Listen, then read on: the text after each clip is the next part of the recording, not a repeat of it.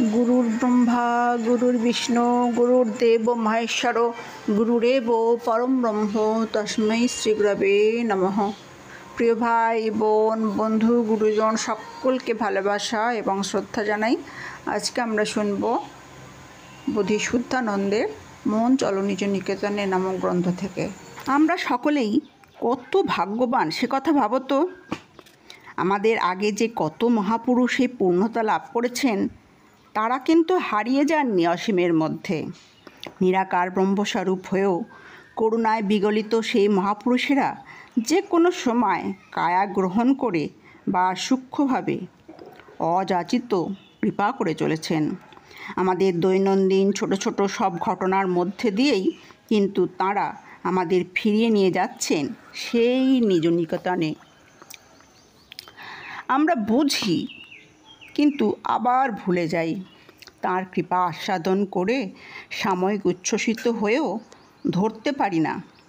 তাই তো সেই ব্রহ্মস্বরূপ আসেন গুরুরূপে, সদ্গুরুরূপে, মহামানব রূপে। আসেন আমাদের বিস্মৃতির ব্যাধিকে নিরাময় করতে, আমাদের মধ্যে সেই ভগবত বিশ্বাসকে আরও মজবুত করে গড়ে দেন, প্রত্যয়কে করেন দৃঢ়। আমরা তখন ক্ষমা করতে শিখি, ক্রোধ সংবরণ করতে শিখি, লোভকে সংযত করতে শিখি। এরই ফলস্বরূপ আমাদের হৃদয়ের দ্বার খুলে যায়। আমাদের মধ্যে আসে ঈশ্বরকে ভালোবাসার জন্য ঐকান্তিক একমুখী ভাব। ওই ভাবের পুষ্টি ঈশ্বর লাভের সহায়ক।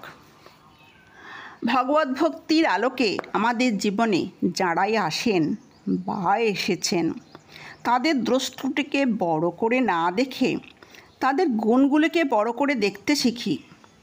আমার আত্মার সঙ্গে বন্ধুত্ব হয়, সকলের সঙ্গে আমার মিত্রতা হয়। তবুও যারা আমার শত্রু থেকে যায় তাদের প্রতি মনের জগতে থাকে না কোনো দ্বেষ বা শত্রুভাব। তারা থাকেন আমাদের অহংকারের শুদ্ধির জন্য, আমাদের ধুয়ে মুছে পরিশুদ্ধ করার জন্য।